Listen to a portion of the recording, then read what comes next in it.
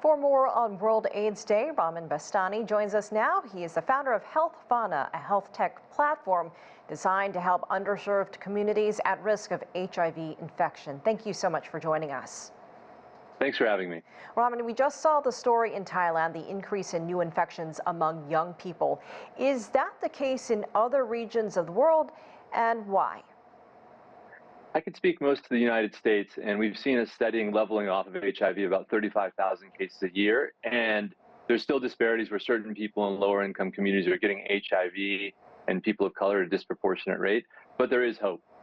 There's a pill you can take now daily that would also be impactful in Thailand, that if you take it the same way a woman could take a birth control pill daily, it'll reduce your chances of getting HIV by 99%. UNAIDS has a goal of ending HIV infections by 2030. Sounds pretty optimistic, just around 6 years to go. Do you think that can happen? And what areas and demographics are you seeing the most progress? So yes is the short answer. In terms of, at least in the United States, we think it can be done even before 2030. And a lot of that has to do with additional biomedical tools. For example, that pill that I just mentioned can now be an injectable, where you can get a shot every 2 months. And soon enough, there'll be a shot that you can take every 6 months that will enable you to be protected against getting HIV. So that brings a lot of hope overall. But the communities that you're seeing, at least domestically in the United States, is going to be people of color that are getting HIV at much higher rates than their white counterparts. And why is that? Is it access? Is there some cultural issues involved around that? What hasn't changed there? It's a great question. Stigma still persists, just as it did in the report about Thailand. And that's part of what our company has done. We're the largest HIV platform in the United States, helping remove some of that stigma by using the mobile phone to connect with young people, older people. Everyone feels more comfortable talking and using their phone to communicate. So we've released an AI-related application that helps these patients understand what tools are available to them and how they can actually get access 24/7 to this information. They'll know their health history if it's used at their clinic, and hopefully will reduce a lot of the stigma that's come along with it. And what do you think is the biggest barrier to treatment? Because as you mentioned, times have changed. Nowadays, you have options to lengthen your life.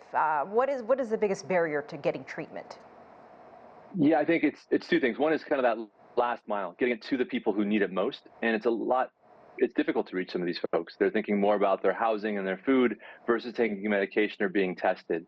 So it's the same problems you have in other conditions where there's a group of people that are underserved, that don't have as much access to medical care, and are less likely to go into that. There's also the stigma and the cultural component as well that continues to persist. But there is real hope that in the next few years, you're going to see a dramatic reduction in HIV, not only in the US, but also across the world.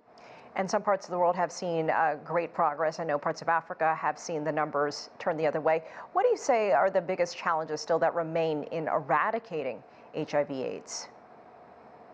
I guess you could say an actual cure, but we have a functional cure now, because if you're HIV positive, as you called out earlier, you take your medication every single day, you cannot, 0% chance, transmit it to someone else. So on one end of the spectrum of the folks that are HIV positive, if you can get them on that medication, it makes a dramatic impact. On the other end, for the folks that are at risk of HIV, if they're taking the preventative medication, then you aren't getting new infections either. So there's those two things that we really do bring a lot of hope, and that's a lot of what we talked about with the White House and the folks at the event in Washington, D.C. today. All right, Ramin Bastani, thank you so much for your time. We appreciate your insight. Thank you. Thank you.